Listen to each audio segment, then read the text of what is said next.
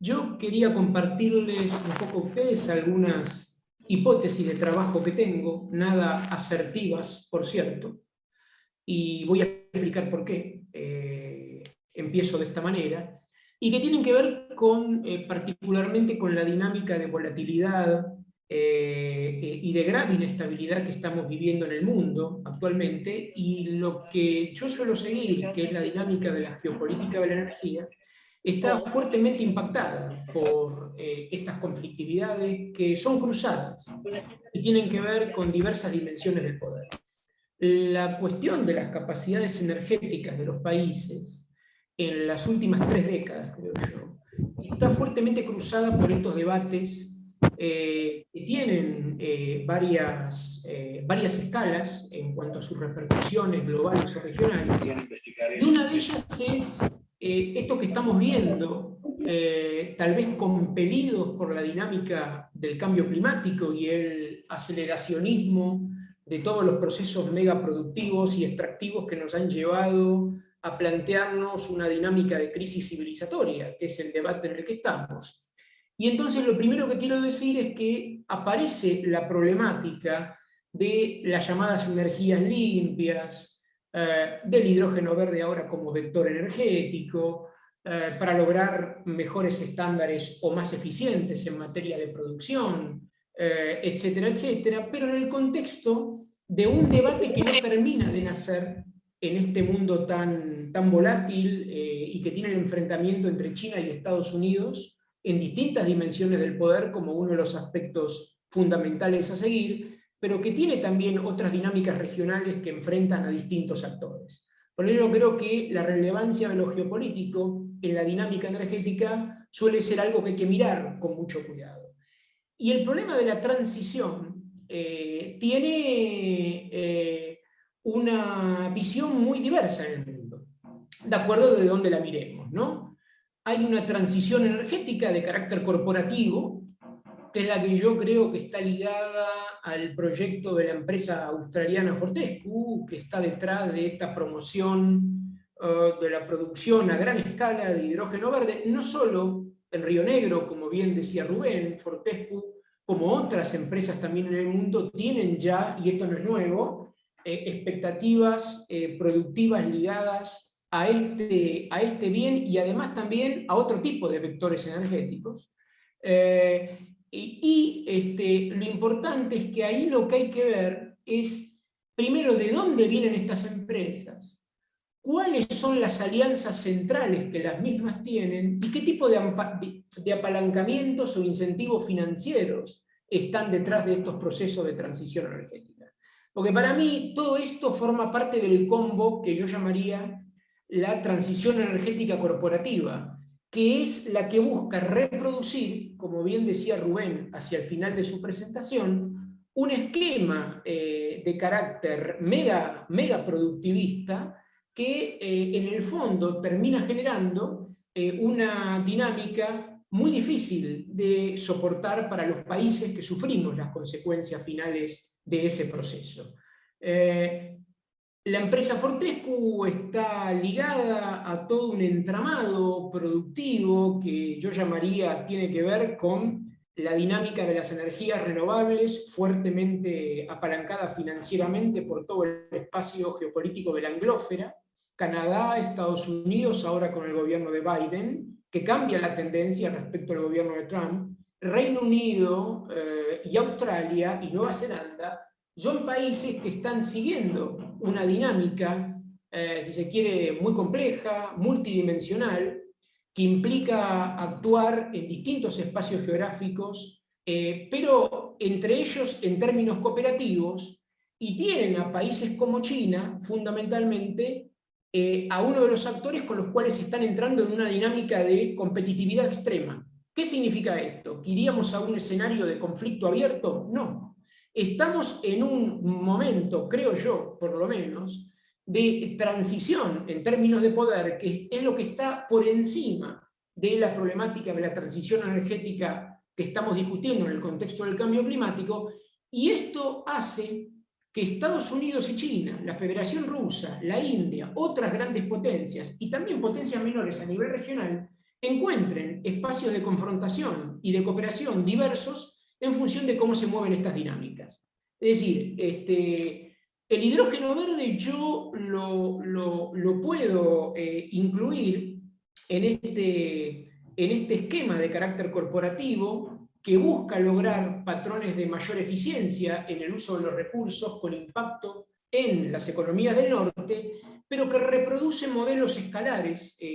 productivistas en fundamentalmente las economías del sur, diríamos, ¿no? Entonces, allí lo que creo que hay que tener en cuenta es que necesitamos instalarnos en una mirada que vuelva a poner el centro de la problemática energética en una visión integrada de la economía política de la energía, el manejo de la oferta y demanda energética como un todo integrado en el contexto de un modelo nacional que privilegie disponibilidad por tiempo perdurable de energía, accesibilidad con un fuerte componente universal y sostenibilidad ambiental. Que creo yo que esos pilares que les acabo de nombrar, ¿no? Disponibilidad, perdurabilidad, accesibilidad y sostenibilidad, son aquellos a través de los cuales debemos analizar la viabilidad y fundamentalmente la aceptabilidad social de un esquema energético nacional. A mí lo que me preocupa respecto de esto es que la Argentina, Río Negro particularmente, nuestro gobierno actualmente, pone la mirada en el desarrollo justamente a gran escala del hidrógeno verde, pensado como una solución de carácter exportador, incremental en el tiempo, ligada a proveer a nuestro sistema comercial externo de una mayor cantidad de divisas como para que podamos afrontar en el presente y en el futuro el grave problema que todos sabemos tenemos, y que es la continuidad del endeudamiento perpetuo en la Argentina, ¿no? Entonces allí hay una dinámica, creo yo, que se reproduce permanentemente en el tiempo, ¿no? Y es lo que está detrás de este nuevo proyecto presentado, diríamos, como la gran posibilidad para la Argentina, como ha sido en su momento el gran gasoducto Loma-La Lata, ya por los 70, como ha sido luego durante el gobierno de Sovich en Neuquén, la extensión espantosa de décadas de las concesiones de Loma de la Lata a la ex empresa Repsol, como ha sido la presentación allá por el 2010 o 2011, antes de que nuestro país tomara la decisión soberana de recuperar el control estratégico mayoritario de YPF. Ustedes recordarán, tanto oficialismo como oposición en ese momento presentaban a Vaca Muerta como el nuevo Eldorado al que la Argentina debía subirse para encarar un proceso finalmente de consolidación de la soberanía energética nacional. Una década después de eso sabemos que nada de esto ha ocurrido. Y justamente porque creo que lo que está en la base de esta situación es que nos falta una visión integral de planificación energética que esté ligada a un esquema que yo llamaría de complementariedad de fuentes, en donde nosotros tenemos que hacer un análisis que fundamentalmente esté centrado en cómo garantizar disponibilidad en tiempo perdurable, a precios justos y razonables, es decir, accesibilidad, y internalizando la dimensión ambiental en cualquier tipo de análisis productivo que realicemos. Entonces, esto supone ir o contrariar la lógica incremental exportadora bajo la que está pensando el ministro Culfas, por ejemplo, y supone tratar de encontrar, a ver, no sin dificultades, obviamente, no sin dificultades, una respuesta al contexto de crisis civilizatoria en el que estamos, en donde podamos poner en debate, en tensión, de qué hablamos cuando hablamos de transición energética. Yo por eso, ante esta idea de transición energética corporativa, ligada yo le diría, justamente a todo el escenario de mercantilización de la naturaleza y de la comercialización de los bienes y servicios de la naturaleza, ¿no? Bonos verdes, recuerdan desde Kioto en adelante mecanismos de desarrollo limpio, todos esquemas que han servido para reproducir permanentemente criterios, como bien decía Rubén antes, de colonización, en este caso en materia energética, yo creo que a mí me parece que nosotros debiéramos plantearnos entonces un escenario en donde la centralidad sea que si el hidrógeno verde como una de las alternativas puede ser puesto en debate en función de una planificación energética nacional que virtuosamente pueda ligarse a una dinámica de exportación de carácter regional, es decir, pensada en términos de intensificar los criterios de la complementación y de la integración regional sudamericana. Es decir, estos son los dos momentos en los que yo pensaría la posibilidad de que esta alternativa, junto con otras, puede introducirse en un rediseño productivo de nuestras economías. Por cierto, claro, las condiciones de posibilidad que hoy tenemos en nuestra región para que esto pueda ocurrir están muy lejos de presentarse como posibles. Pero lo cierto es que también hay interfaces, diríamos, ¿no?, que nosotros podemos pensar en términos de encadenamientos virtuosos entre distintos modos de producir energía y que nos permitan ir acomodando la realidad de la Argentina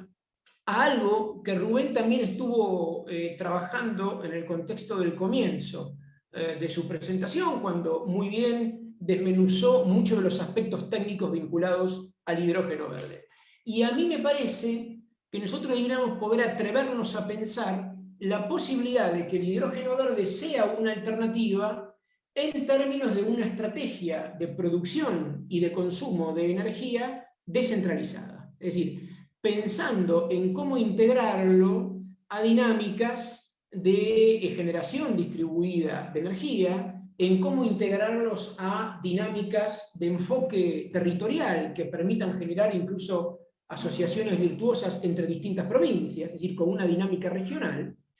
Pero en este contexto sabemos que Chile, primero, ¿no?, con su gran proyecto de hidrógeno mega exportador hacia futuro, como la Argentina ahora, están en un esquema competitivo, abiertamente competitivo, pensando en los mercados mundiales. Entonces, esta es una dinámica, creo yo, que está lejos de responder a las posibilidades que nos deberíamos plantear como comunidad nacional en términos de recuperar la centralidad de un planteo que asegure primero la energía a valores razonables para los argentinos, con conocimientos adecuados de costos de producción, y que permita generar interfaces en términos de técnicas de producción entre distintas fuentes posibles, bajo este criterio de la complementariedad de fuentes, diríamos, ¿no?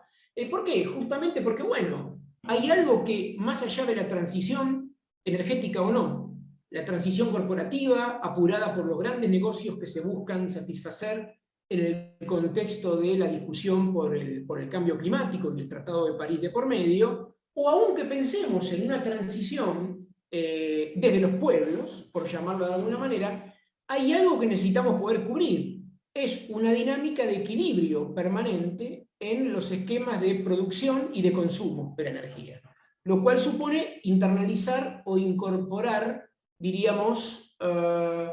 propuestas vinculadas al uso racional y eficiente de nuestros bienes energéticos, y esto debe ser puesto en el marco de un rediseño integral, como les comentaba, de la planificación energética nacional, ¿no? A ver, yo creo que nosotros tenemos en ese sentido distintas posibilidades.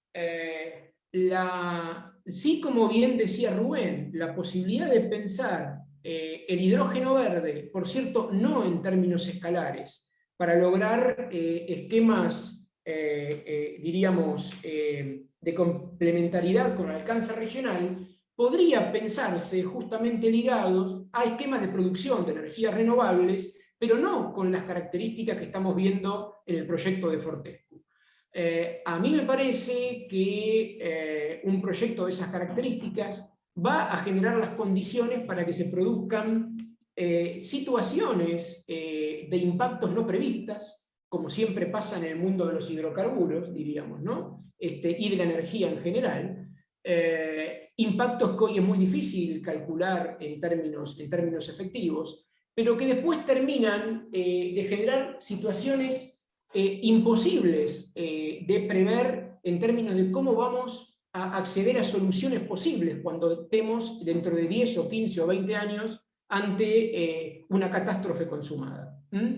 Hay condiciones, yo no voy a repetir estas cuestiones, ¿no?, que Rubén también habló, condiciones de transporte, de almacenamiento, del hidrógeno,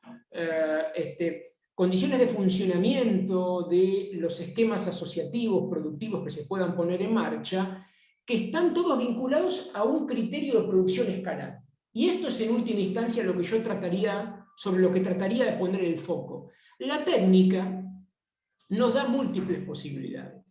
y más en el contexto del capitalismo, como bien sabemos. Ahora, una técnica desprovista de una mirada política estratégica en un contexto de crisis civilizatoria como la que estamos, puede llegar a ser una muy mala conductora para el futuro de los intereses nacionales de nuestros países. Entonces, a mí me parece que nosotros bien haríamos, respecto a la problemática del hidrógeno verde, en tratar de provocar una discusión virtuosa, abierta, entre todos los sectores que tengan algo para decir, y fundamentalmente las comunidades que van a estar involucradas en la planificación de estos proyectos, de modo tal de comprender si estamos en condiciones de incorporarlo como una alternativa vinculada a la movilidad sustentable junto con otras, si lo podemos incorporar, como les decía recién, en procesos no escalares de producción energética, mientras tratamos de pensar que el gas, fundamentalmente, que está siendo un insumo crítico fundamental en todas las dinámicas de transición energética que estamos viendo, resulta ser todavía, y tal vez lo va a ser por mucho tiempo, un hidrocarburo fundamental para asegurar la disponibilidad a nuestras propias poblaciones de energía en tiempo perdurable. Y así como digo esto, en una matriz diversificada, pienso en la relevancia que aún la energía nuclear y la energía hidráulica siguen teniendo como fuentes de generación de base, pero sobre las cuales hay que aplicar criterios integrales de planificación, diríamos, ¿no? Es decir, creo yo que el problema es pensar que es la alternativa ante la que estamos, sino que debemos pensar entre todos propuestas que nos permitan hacer uso en nuestro territorio de distintas alternativas que puedan integrarse en función de un diseño productivo diferente. Y este es el problema que está detrás, porque lamentablemente no es el escenario en el que estamos planteando la discusión, y yo entiendo, en lo que he visto en los últimos tiempos respecto a la dinámica del hidrógeno verde, tal como se está planteando, que en la Argentina hay una gran capacidad científico-técnica instalada desde hace muchísimo tiempo, universidades nacionales, la CONEA, el INVAP, etcétera, etcétera, el ITEC, digamos, ¿no? En el caso de YPF, institutos del CONICET. Creo que tenemos que tratar de hacer el esfuerzo de integrar todas las miradas para tratar de comprender cuáles serían los mejores proyectos que nos permitirían a nosotros poner en juego una integración posible en una estrategia energética diferente del hidrógeno verde como una alternativa adicional. Es decir, las preguntas, digamos, ¿no?, que impliquen hoy, y voy cerrando con esto, llegar a visiones taxativas, a tener respuestas contundentes, diríamos, ¿no?, a pensar que estamos en condiciones de decir hoy, de darle un panorama de hacia dónde va el mundo en términos de lo que estamos viviendo, deben ser puestas a la luz de cómo en el día a día, semana a semana, en la realidad que estamos viviendo hoy, en este esquema de reacomodo estratégico entre las grandes potencias que estamos viviendo, estamos ante la posibilidad de que se produzcan situaciones cambiantes permanentemente. Y tal vez, dentro de un tiempo, no sea la centralidad de la que estemos hablando, el proyecto de Fortescue, sino sea alguna otra situación vinculada a alguna fuente de conflictividad diversa que aparece en alguna otra región del mundo, o, ¿por qué no?, en nuestras propias dinámicas territoriales. en donde yo diría que justamente,